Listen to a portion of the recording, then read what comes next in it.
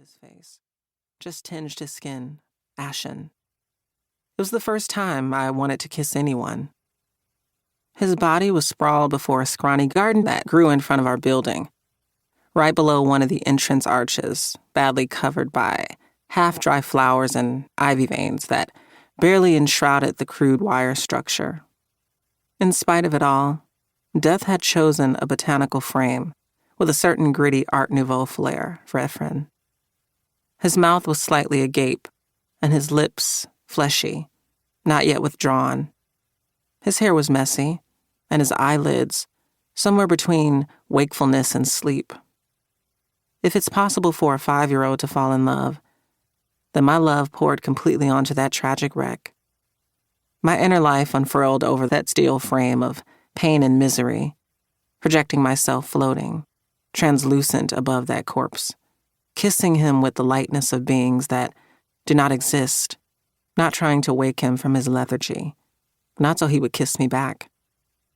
I simply yearned with my entire soul to kiss something so lovely and helpless, something that seemed fallen from heaven, left like an ex-voto on my doorstep. Something that, amid the sound and fury of drooling mothers and fathers who covered their mouths to repress their sobs, I somehow understood belonged to me. The witch at the end of my street. The wig was super short, thin as a rake, and wrinkled in such a way that as she stirred, she seemed to be interrupting some inexorable mummification. She was always old. She was made up like a caricature of an old lady, with blue eyeshadow, black liner, red lips, and a perfectly cracked foundation of Mona Lisa potato-colored skin. She smelled like dead flowers, forgotten in a drawer, and constantly whispered a string of unintelligible words under her breath, like a secret prayer laced with poison. The poison had to do with her surly mocking gaze. Her seriousness wasn't the judgmental kind, but rather the type that presaged a hearty laugh, as if every time she looked at someone, an embarrassing secret about them was revealed to her. She lived alone at the end of the street, a row of 3-story red brick apartment buildings with concrete stairs at the front. That architectural motif repeated throughout the entire neighborhood, occasionally interrupted by some battered lot flush with broken glass, scraps of aluminum foil, needles, and abandoned building materials. If we could have spied the pavement from above, those gaps in the rows of apartment buildings must have made it look like diseased gums, where enormous teeth had been yanked out with no apparent logic, leaving behind an incurable infection and lumpy holes.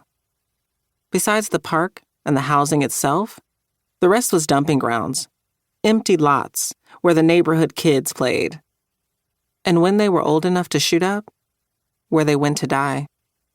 We grew up like that.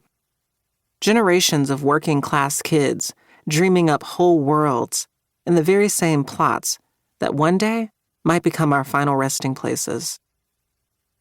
The garden didn't reach the wig's corner. The view from her ground floor apartment, if she'd ever pulled up the green blinds that covered her windows day and night, was of garbage cans. Our buildings were part of a large Francoist housing development built in the 50s, dubbed the Great San Blas. The former name, Cowridge, must have stunk of sweat and shit to the fascist authorities. Meanwhile, the debt collectors, who combed door to door, referred to it as the motherless neighborhood, because they were usually greeted by children who should have been at school. It hadn't occurred to the visionaries of the regime that more than 30,000 families would expect schools nearby for their kids, and it was years before that need was met, along with the need for running water and for shops. Workers were never treated by Franco's regime as anything more than pack mules, to be herded into the city's outskirts.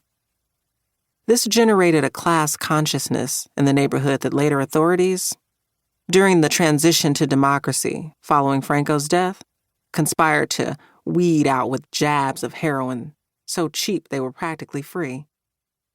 In the late 70s and 80s, drugs were the last.